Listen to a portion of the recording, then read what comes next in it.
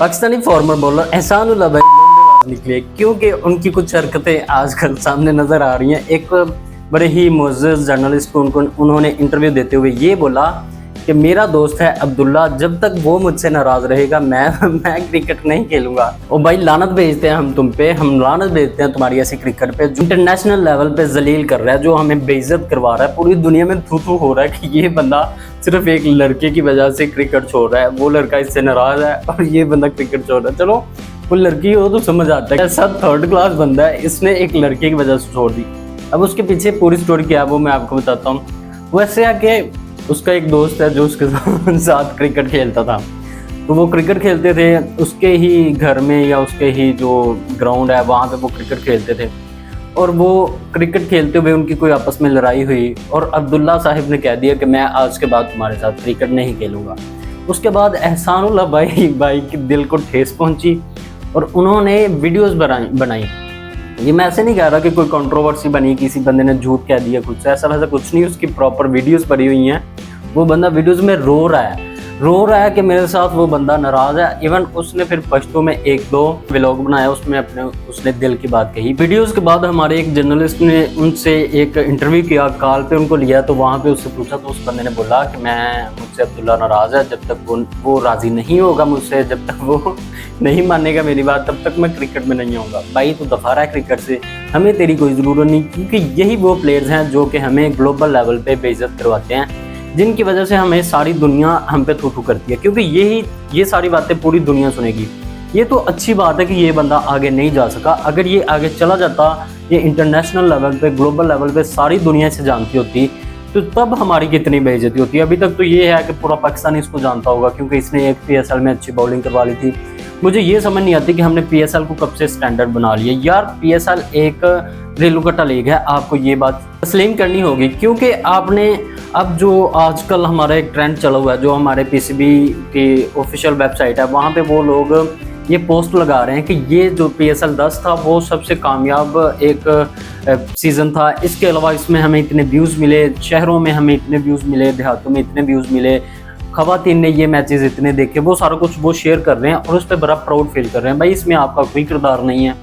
जो किरदार आप एक क्रेडिट लेना चाह रहे हैं ना, वो सारा क्रेडिट जाता है क्रिकेट को, और आप उस क्रिकेट को वो क्रेडिट नहीं दे रहे, वो अपने आप को क्रेडिट दे रहे हैं। इसके साथ साथ आप अपने स्पेक्टेटर्स के साथ ज्यादती कर रहे हैं। आपने देखा होगा अब PSL में जब भी मैच देख रहे होते हैं तो 2 मिनट बाद कोई ना कोई गाड़ी दिखाई जा रही होती है, कोई ना कोई सोलर पैनल दिखाया जा रहा होता है, कोई ना कोई चाय की ऐड दिखाई जा रही होती है। मतलब ऐसी सारी चीज़ें दिखाई जा रही होती हैं जिनसे इनको फ़ायदा होता है। जो इनको पैसे देते हैं उन सबको ये लोग दिखाते हैं, क्योंकि उनका फोकस ही उन पे है जो इनको पैसे दे रहे हैं, जिनकी वजह से इनको कमाई आ रही है, जिनकी वजह से इनकी नौकरियां चल रही हैं। PSL सारा होता है वो जो इनको एक स्पॉन्सरशिप्स मिली होती हैं उन सब की वजह से। अब पाकिस्तान में आपने कराची में जो मैचेस हुए वो आपने देखे होंगे, वहाँ पे 5 मैचेस हुए, वो सारे के सारे मैचेस मैं खुद दुआएं कर रहा था कि जल्दी से जल्दी कराची के मैचेस खत्म हो, क्योंकि वहाँ पे लोग देखने ही नहीं आते। और लोग क्यों देखने आए? जब आपने पैसे खर्च के टिकट लेनी है, पहली बात आपको टिकट लेना ही इतना महंगा पड़ जाएगा। टिकट नहीं महंगी होगी, लेकिन आपको वो लेने की जो खपत होती है वो सारी आप सोच के टिकट लेंगे ही नहीं, क्योंकि आपने पहले एक दफ़ा ऑनलाइन वेबसाइट से लेनी है, वहाँ पे फिर वो कोई ना कोई ग्लिच आए होते हैं, इतनी कोई थर्ड क्लास वो आपकी वेबसाइट है। आपको चाहिए कि उसको भी मॉडर्नाइज करें, कोई ऐसा सिस्टम लाएँ, अच्छा सिस्टम लाएँ जो कि लोगों को मोबाइल में ही टिकट मिल जाए, और वो भी सिर्फ एक स्कैनर के साथ आपको टिकट मिले, उसका आपको स्कैनर मिले, वो आप जाएं स्टेडियम के पास जाएं, वहाँ पे जाकर स्कैन करवा के आप एंटर हो जाएं, आप मैच देखें। लेकिन ऐसा सिस्टम है ही नहीं। पता नहीं हम 1960 1970 में जी रहे हैं। अभी भी आपको टिकट लेनी पड़ती है, उसके बाद फिर आपको वो प्रिंट आउट निकलवाना पड़ता है। वो प्रिंट लेंगे, प्रिंट लेके फिर आपने स्टेडियम में जाना, स्टेडियम से कुछ 10 किलोमीटर पीछे आपने पार्क करनी है अपनी गाड़ी, उसके बाद आपने को 20 सिक्योरिटी चेक्स से गुजरना है, वहाँ पे प्रिंट दिखाने हैं, और फिर उसके बाद आपने जाके स्टेडियम में पहुँचना, जो कि एक स्पेक्टेटर्स ये चीज़ें बर्दाश्त नहीं कर सकता। वो बंदा अपना प्रीशियस टाइम निकाल के आ रहा है, वो अपना काम का टाइम निकाल के आ रहा है मैचेस देखने के लिए, तो इतनी सरखपाई, इतनी खपत देख के वो बंदा कैसे ही मैचेस देखेगा। इसलिए वो कराची में लोग बिजी रहते हैं, वो इस खपत से बचने के लिए वो आपके मैचेस ही नहीं देखने आते। आप इतनी खपत करने के बाद, इतने सिक्योरिटी चेक्स के बाद, सिक्योरिटी चेक करना अच्छी चीज़ है, लेकिन अब पाकिस्तान में सिक्योरिटी के मसाइल इतने नहीं रहे इसलिए आपको चाहिए कि आप अपने उस स्पेक्टेटर को इतना जलील ना करें जो कि टिकट लेके आ रहा है। वो बंदा आता है, फिर उसके बाद जब वो स्टेडियम में आके बैठता है, मैच देखने लगता है, तो आगे उसके स्टैंड्स खड़े होते हैं, जो कि मैच से ज़्यादा वो बंदा स्टैंड को देख रहा होता है। उसको अपने प्लेयर नज़र नहीं आ रहे होते, क्योंकि इतने मीलों दूर वो बंदे बैठे होते हैं और वहाँ पे वो क्रिकेट खेल रहे होते हैं। तो ये सारी चीज़ें होती हैं जो कि एक स्पेक्टेटर को रोकती हैं। जितने भी क्रिकेट के फैंस हैं वो वहाँ पे जाते हैं एंटरटेनमेंट के लिए। अगर उनको वहाँ पे एंटरटेनमेंट ही नहीं मिलेगा तो फिर वो क्या ही लेना जाएंगे। अब इसकी एक मिसाल मैं आपको देता हूँ। ऑस्ट्रेलिया में मैचेस हो रहे हैं, वहाँ पे उनके एक स्टेडियम में, बारबाडोस में एक स्विमिंग पूल बना हुआ है। स्टेडियम के अंदर स्विमिंग पूल बना हुआ है। वहाँ पे लोग बैठ के एक तो स्विमिंग एंजॉय कर रहे हैं, दूसरा साथ साथ वो मैच एंजॉय कर रहे हैं।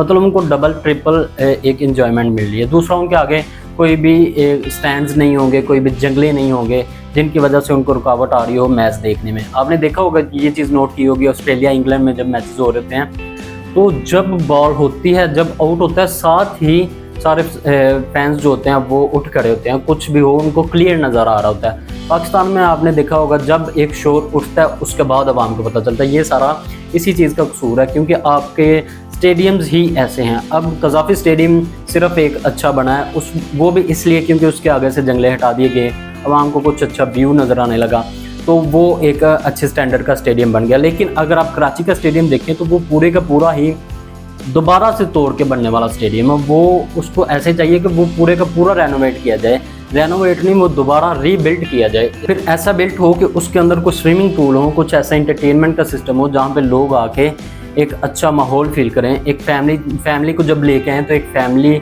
माहौल मिले उनको। ये चीज़ें नहीं होनी चाहिए कि आप आ रहे हैं इतने सिक्योरिटी चेक्स के बाद, अब पहले आप इतने खज्जर होकर टिकट ले रहे हैं, फिर आप जब स्टेडियम में आते हैं तब भी आपको अपने फेवरेट प्लेयर्स भी नज़र नहीं आते वहाँ पे, जब जिस सीट पे आप बैठे होते हैं। भाई पीसीबी पहले इन चीज़ों पे गौर करो, बाद में ये कंपेन्स चला लेना कि हमारा ये सीज़न इतना कामयाब गया, इतना कामयाब गया। आपका कामयाब गया अपने हिसाब से। अगर आप फैंस की तरफ से देखें, उनके पॉइंट ऑफ व्यू से देखें, तो आपका सीज़न बिल्कुल कामयाब नहीं गया। क्योंकि टीम्स की बात कर लेते हैं। टीम के जो हमारी पेशावर ज़ल्मी है, उसने आज तक अपने होम ग्राउंड पे एक भी मैच नहीं खेला। वो तरस रहे हैं। कोयटा ने अभी तक अपने होम ग्राउंड पे मैच नहीं खेला, जो कि सबसे बड़ी ज़्यादती है इन टीम के साथ। अब ये बातें करते हैं कि हमने 2 टीमें और लेके आनी है। पहले जो टीमें आपके पास हैं उनको तो कुछ अच्छी सहूलतें दे लें, उनको तो होम ग्राउंड्स पे मैचेस करवा दें। उनके तो पीसीबी की 3rd क्लास हरकतें हैं, वो ये मुझे नहीं लगता कभी भी चेंज हो। अगला सीज़न भी आप देखेंगे ऐसे ही सारा कुछ होगा। दूसरा ये है कि हमारे प्लेयर्स की इससे भी 3rd क्लास हरकतें हैं। एहसानुल्लाह की हरकत मैंने आपको बता दी। इसके अलावा हमारा एक और प्लेयर है, हमारा बुड्ढा प्लेयर, हमारे चाचा इफ्तिखार अहमद, जो कि नंगे होके प्रैक्टिस कर रहे हैं। शर्ट उतार के वो बंदा प्रैक्टिस कर रहा है। मुझे ये समझ नहीं आती कि बुड्ढा हो गया तो कहीं पे गेंद लग गई तेरे तू टपक जाएगा। और भाई कुछ तो ख्याल कर अपना, अपनी सेहत का, अपनी उम्र का कुछ लिहाज कर ले। शर्ट पहन के भी खेल, तेरी वही प्रैक्टिस होगी। अगर कहीं पे लग गई गेंद तुम्हारे जिस्म में, तुम्हारे नरम नाजुक जिस्म में कहीं भी गेंद लग गई, तो भाई तेरा तो यहीं पे काम तमाम हो जाएगा। इसलिए पता नहीं, ये अपने आप को टफ टाइम देने के लिए शर्ट उतार के प्रैक्टिस कर रहे होते हैं। भाई टफ टाइम देना है तो जिम में दो अपने आप को टफ टाइम। यहाँ पे प्रैक्टिस में कुछ असूल होते हैं। आप शर्ट उतार के ऐसे फास्ट बॉलिंग का सामना नहीं कर सकते, कहीं पे भी आपके गेंद लग सकती है। ये सारी चीज़ें हमारे प्लेयर्स को सिखाने वाला भी कोई नहीं, इनकी मीडिया ट्रेनिंग भी नहीं है। अब हमारे एहसानुल्लाह साहब की मीडिया ट्रेनिंग होती, उनको कुछ समझाया होता, कुछ ग्रूम किया होता, वो बंदा कुछ ना कुछ समझा होता। ऐसे अनपढ़ उठ के आ जाते हैं, यहाँ पे आके हमें ग्लोबल लेवल पे जलील करवाते हैं। यार ये थी आज की वीडियो। हमारे प्लेयर्स जो ऐसी हरकतें कर रहे हैं और हमारा पीसीबी जो इतनी हाइप बना रहा है इतनी फजूल चीज़ की, उस सब के बारे में आपका क्या ख्याल है कमेंट करके ज़रूर बताइएगा। मिलते हैं अगले वीडियो में, तब तक अपना ख्याल रखिएगा। अल्लाह हाफ़िज़।